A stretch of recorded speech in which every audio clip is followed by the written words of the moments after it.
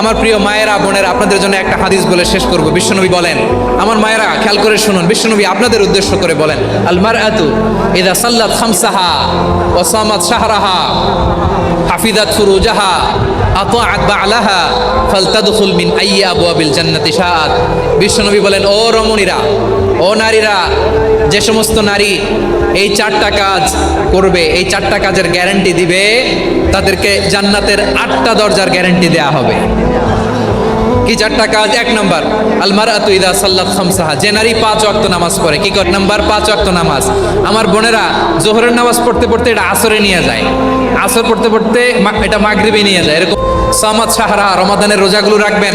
হাফিজাত ফুরুজাহা, যে নারী তার চরিত্রকে হেফাজত করে, তার প্রাইভেট হেফাজত করে, তার লজ্জাস্থান হেফাজত করে।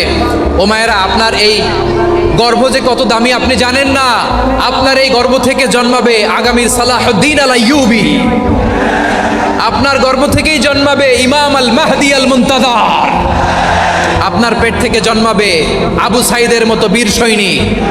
আপনার পেট থেকে জন্মাবে মুগ্ধের মতো বীর মুজাহিদ। আপনিই পারেন আপনার ঘরটাকে জান্নাতের টুকরা বানাতে।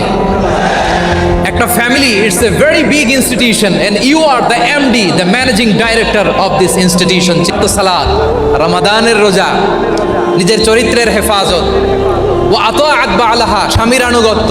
এটাতে অনেকে ভুল করে থাকে। হায় রে আমার বোনেরা, স্বামীর আনুগত্যকে এটা নিজের অপমান মনে করবেন না। আপনার স্বামী আপনার সবচেয়ে বড় গার্ডিয়ান, তিনি আপনার সবচেয়ে ভালো চায়। নারী কখনো গার্ডিয়ানশিপের বাইরে থাকতে পারে না। হয় আপনি বাবার গার্ডিয়ানশিপের ভেতরে, বাপ না থাকলে ভাই আপনার গার্ডিয়ান, ভাই না থাকলে চাচা গার্ডিয়ান, বিয়ের পরে আপনার স্বামী আপনার গার্ডিয়ান। শরিয়া সম্মত স্বামীর আদেশগুলো আপনি মেনে চলবেন। এই 4টা কাজ যদি কোনো নারী করে, বিশ্বনবী বলেন, জান্নাতের 8টা দরজা খোলা। তোমার যেটা দিয়ে মনে চায় সেটা দিয়ে জান্নাতে তুমি এন্ট্রি নিতে পারবা।